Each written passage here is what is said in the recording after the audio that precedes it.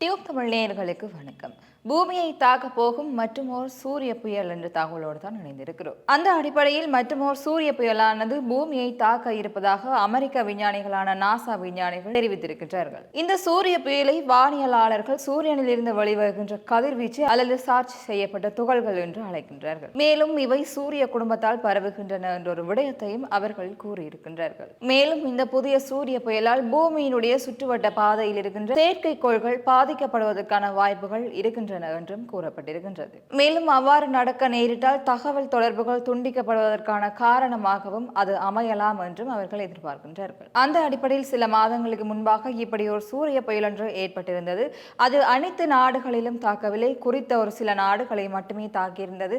அதாவது பாதிப்புகளை ஏற்படுத்தியிருந்தது. குறித்த அந்த நாடுகளில் வானிலையில் சில மாற்றங்கள் ஏற்பட்டதையும் மக்கள் அறிந்திருக்கின்றார்கள். மேலும் வானிலை மாற்றங்களை மக்கள் கண்டறிந்து அந்த சமயத்தில் பில்லியனரான எலான் மஸ்க் அவர்களுடைய சில செயற்கைக்கோள்களும் பாதிக்கப்பட்டிருந்ததாக தகவல்கள் வெளியாகி இருந்தது. ஆகவே சில மாதங்களுக்கு முன்பாக ஏற்பட்டிருந்த அந்த சூரிய புயலில் சில நாடுகளில் மாத்திரமே பாதிப்புகள் ஏற்பட்டிருந்தது. தொலைத்தொடர்புகள் தற்காலிகமாக துண்டிக்கப்பட்டிருந்தது. அதே சமயம் வானிலையிலும் கூட பல மாற்றங்களை கண்டிருந்தார்கள்.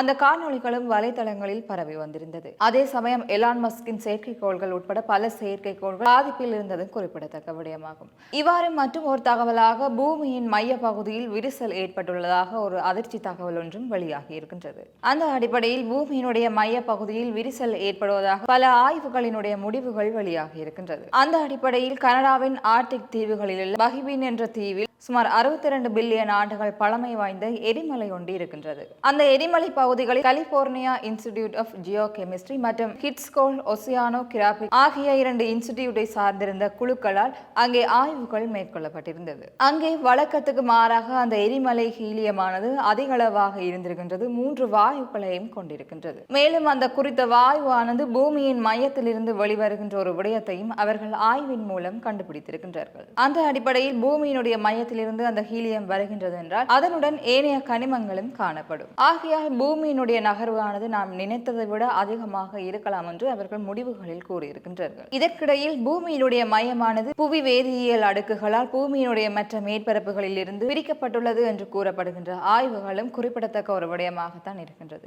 ஆகவே அண்மை காலங்களாக பூமி தொடர்பான பல ஆராய்ச்சிகளில் பல நாடுகளும் கவனம் செலுத்தி வருகின்றது. அதன் ஒரு ஆராய்ச்சியாகத்தான் இதுவும் காணப்படுகின்றது.